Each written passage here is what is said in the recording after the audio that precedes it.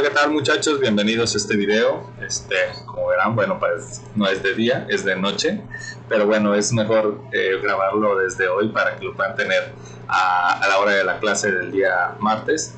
Y bueno, el día de hoy quiero platicar y quiero ver con ustedes esta parte que estuvimos analizando un poco en la clase pasada acerca de lo que es la arquitectura de la información y todos estos procesos que obviamente necesitamos para desarrollar proyectos digitales.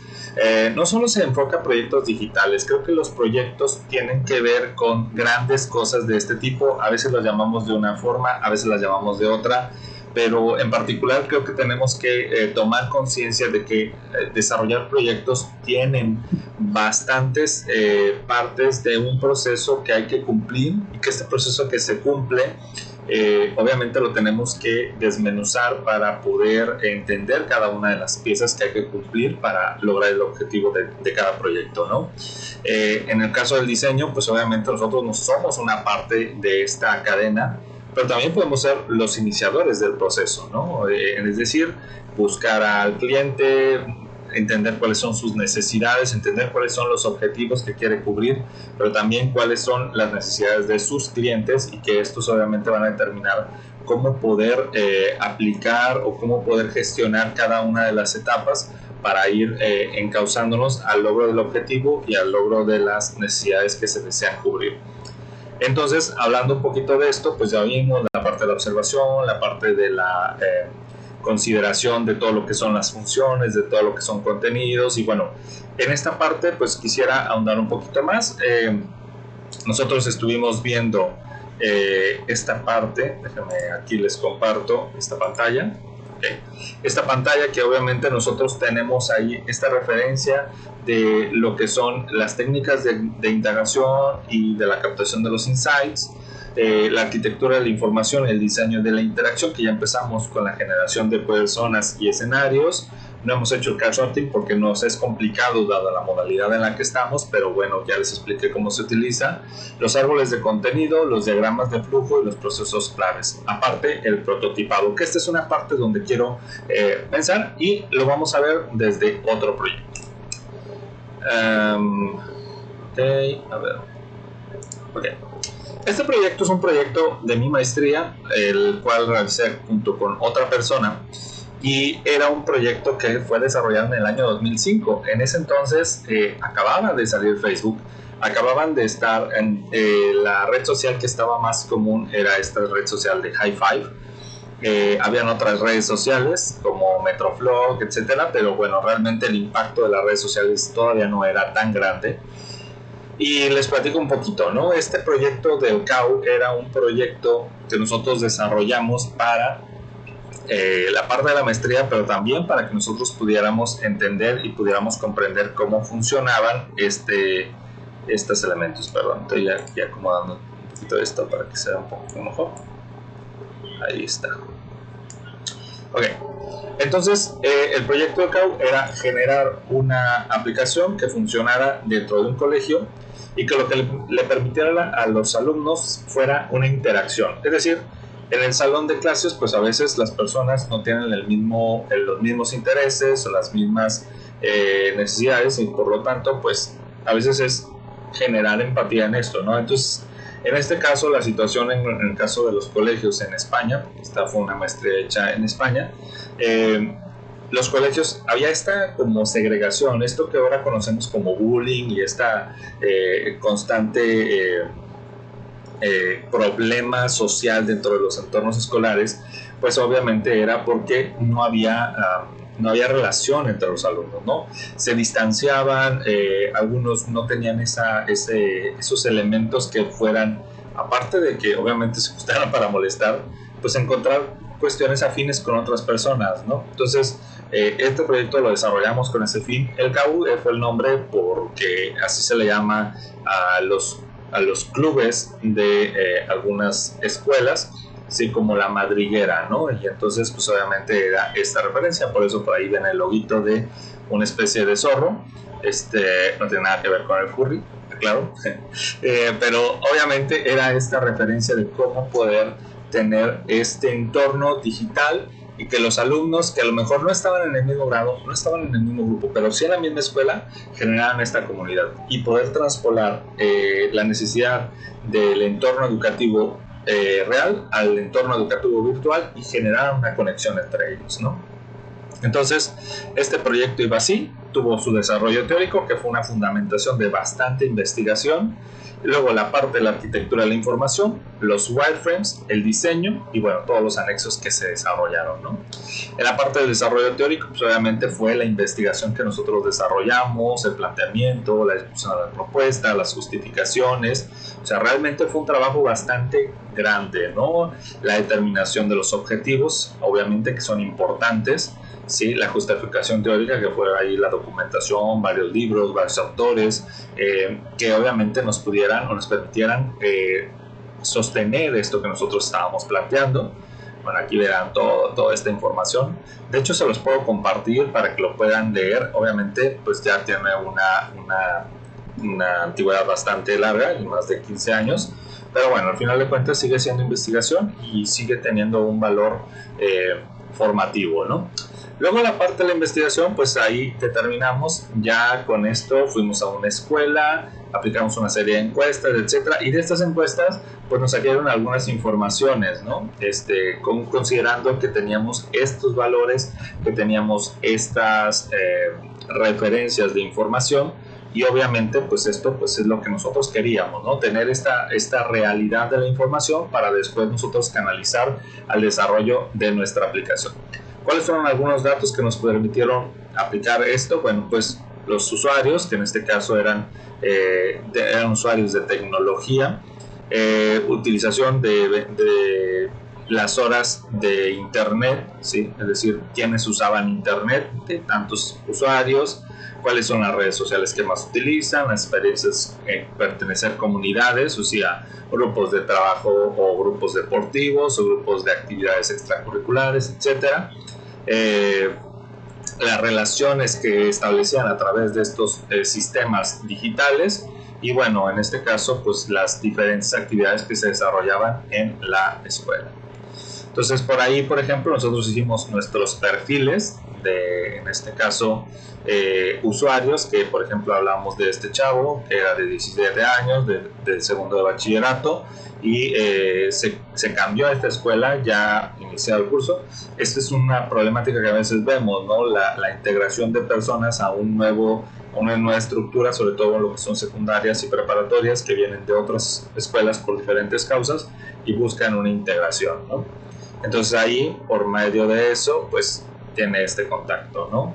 Entonces otra chica que ya es estudiante de esta y pues lo que ella tiene es que quiere encontrar personas que tengan temas afines, tengan temas que sean muy que vayan acorde a las necesidades que ella obviamente contempla, ¿no?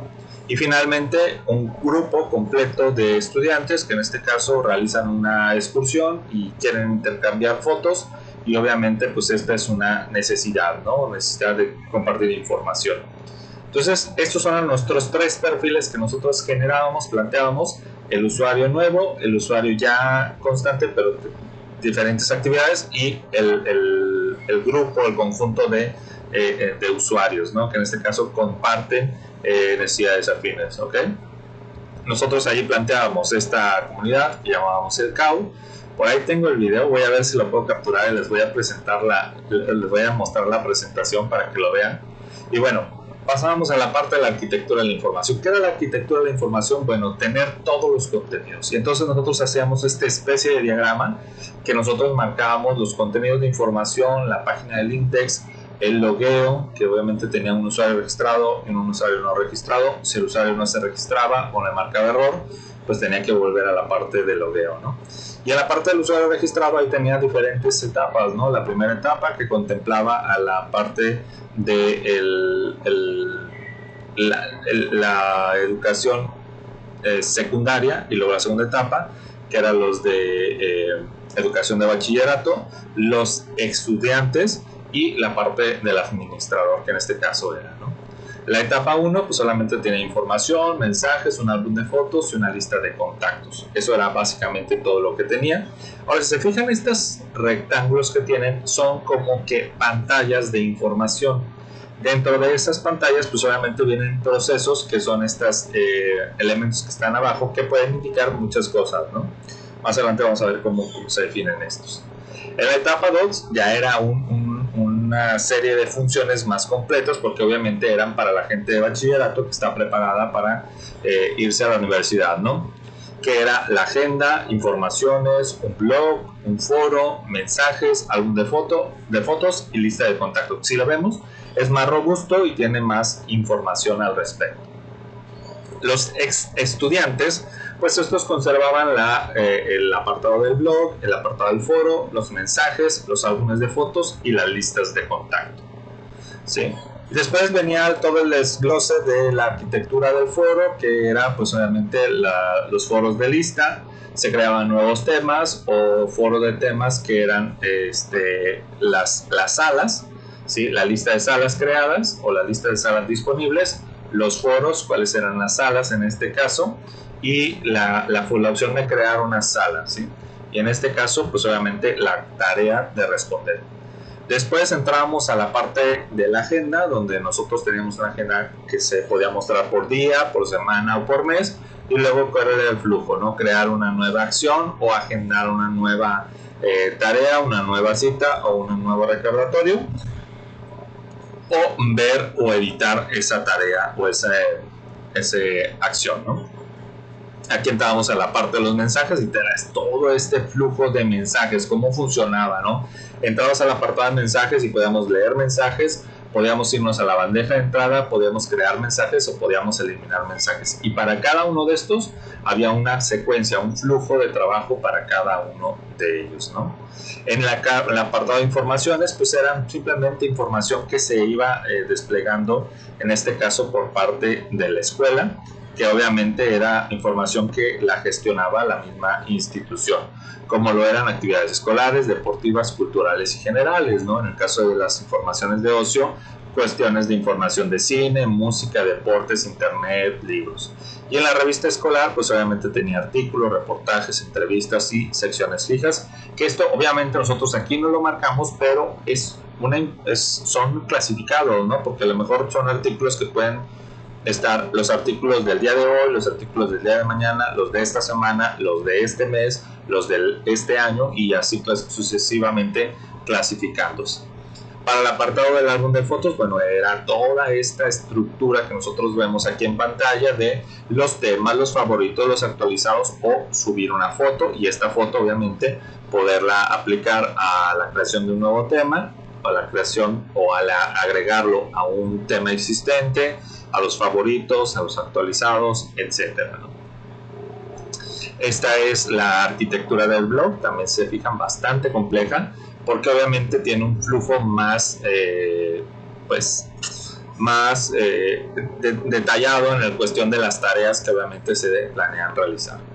La de la lista de contactos, que también obviamente era referente, ¿sí? Y la arquitectura del back office. El back office es como el backend, donde nosotros podemos administrar los contenidos y por ejemplo aquí teníamos tres tipos de administradores, lo que es la secretaria o la secretaría que tenía el registro de alumnos e informaciones, los profesores que tenían añadir o editar citas al curso y las listas de alumnos por curso, ¿sí? Y también podían enviar y recibir mensajes, y la parte de la revista que era la actualización del contenido de la información dentro de la revista. Hasta ahí, si se fijan, es bastante detallado, pero también es bastante general, ¿no? O sea, no metemos ahí el botón que da clic y que entonces nos permite hacer. Es como que más la función de qué es lo que vamos a hacer y dónde está ese contenido, esa información. A partir de eso, nosotros nos vamos a la parte de los llamados wireframes. Y los wireframes era detallar cada una de estas partes. De hecho, como lo vimos en el apartado anterior, los wireframes eran esta referencia de los prototipados de baja o alta fidelidad, ¿sí? ¿Y qué son estas referencias? Bueno, pues nosotros hicimos lo mismo. Teníamos ahí ya nuestras medidas, las medidas de la pantalla, de la aplicación, cuáles eran las distancias, cuáles eran todas estas consideraciones de las páginas, ¿sí?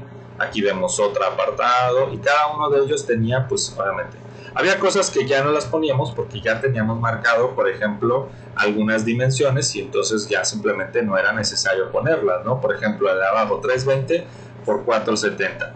Si ya no poníamos 320 por 470 porque había otra información que era necesaria ponerla, ¿no? Aunado a esto, bueno, con los wireframes nosotros tenemos que marcar también la parte de los estilos, la parte de las áreas, la parte de los caracteres. Permítanme. Ok, continuemos. En este caso, obviamente, lo que les decía era que cuando nosotros teníamos un botón y eso, aquí se fijan, no hay todavía considerado contenido para botones, ni para textos, no hay estilos de textos, no hay estilos de títulos, todo esto pues se va desarrollando en otra parte específica, ¿no? Por ejemplo, aquí sí teníamos en lo que era la parte de las colecciones de fotos, pues teníamos que considerar la altura para una fotografía en formato apaisado y en formato en formato vertical o en formato apaisado, porque al final de cuentas, pues digo, nosotros no podíamos determinar cuál era la vista mínima y entonces también tenemos que considerar vertical, horizontal o cuadrada. Entonces por eso se marcan estas áreas, ¿no? Aquí vemos algunas otras referencias de botones, anchuras, alturas para cada uno de los elementos, ¿sí? De los apartados, etcétera. Y esto es parte de lo que también hacemos como diseñadores porque nosotros vamos a determinar cada uno de los espacios, ¿no? Si por ejemplo yo ya sé que mi aplicación va a ser en un teléfono celular, bueno, tomo una plantilla de un teléfono celular, determino cuál es la medida máxima que tiene y a partir de eso yo empiezo a distribuir los elementos. Esa es una consideración que hay que tomar bastante en cuenta, que por ejemplo un teléfono celular tiene una medida en cuestión vertical, pero también en horizontal tiene otra medida, entonces eso hay que tomarlo en cuenta y hay que aplicarlo, ¿ok? Entonces así añadimos a cada una de las pantallas que era necesario. Por ejemplo, fíjense, aquí está lo del blog, mi blog, luego leer propio, añadir post, buscar un blog, sí, y luego nos fuimos a la parte de diseño. Esta parte no me enorgullece tanto, pero bueno, se la voy a mostrar porque al final de cuentas es importante. Marcar los colores, aquí en este caso utilizamos colores que eran propiamente de la institución, ¿sí? Y eran colores que ellos nos pedían que consideráramos. La tipografía también es importante, miren, por ejemplo aquí venía ya aplicación de unos elementos. Los iconos estaban demasiado detallados, creo que tenía que ser más simples, más, porque estamos hablando de que era un tamaño de 400 por, ¿qué? 400 por 700, algo así, entonces realmente es una dimensión bastante baja, ¿no? Entonces ahí teníamos algunos colores y algunas referencias, sí, de todo lo que habíamos ya puesto marcado. Obviamente les digo, no me enorgullecen mucho, pero bueno, al final de cuentas ahí están. Ahí están estos elementos, las fotografías, los elementos que están aquí, sí. Ahí están las diferentes plantillas. Las tipografías, que son los estilos tipográficos, que en este caso utilizamos tanto Arial como la OCR y la Swiss, que fueron los las tres tipografías utilizadas. La gama de colores, en este caso del logotipo, y que en algunos casos fueron aplicadas.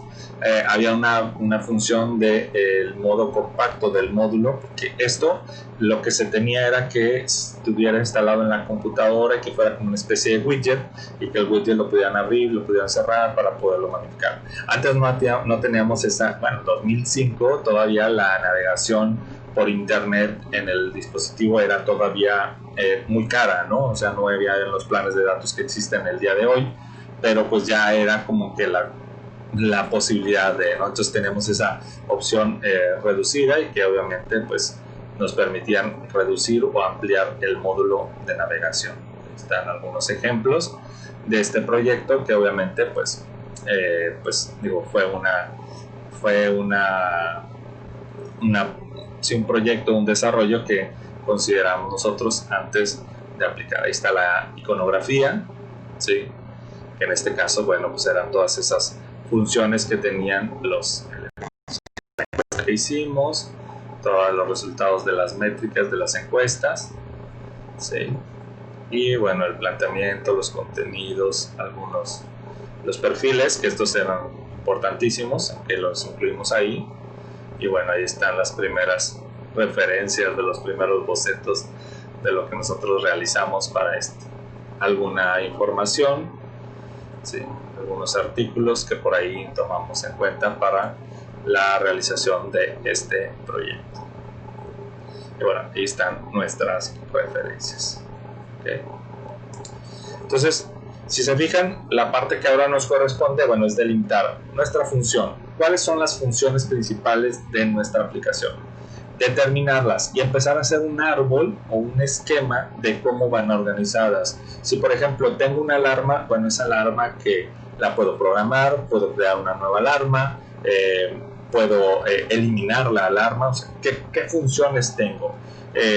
Digo, yo lo veo, ¿no? Por ejemplo, hay acciones, por ejemplo, me gusta mucho la aplicación del clima, ¿no? A ver si se puede ver la aplicación del clima. Ahí está, ¿no? En este caso me da el listado de de la temperatura actual, la referencia de cómo va a estar la temperatura durante las siguientes horas, ¿sí? En los diferentes días. Y si me voy para abajo, ahí me dice las condiciones actuales del clima. Ahí, no sé si lo vean mejor.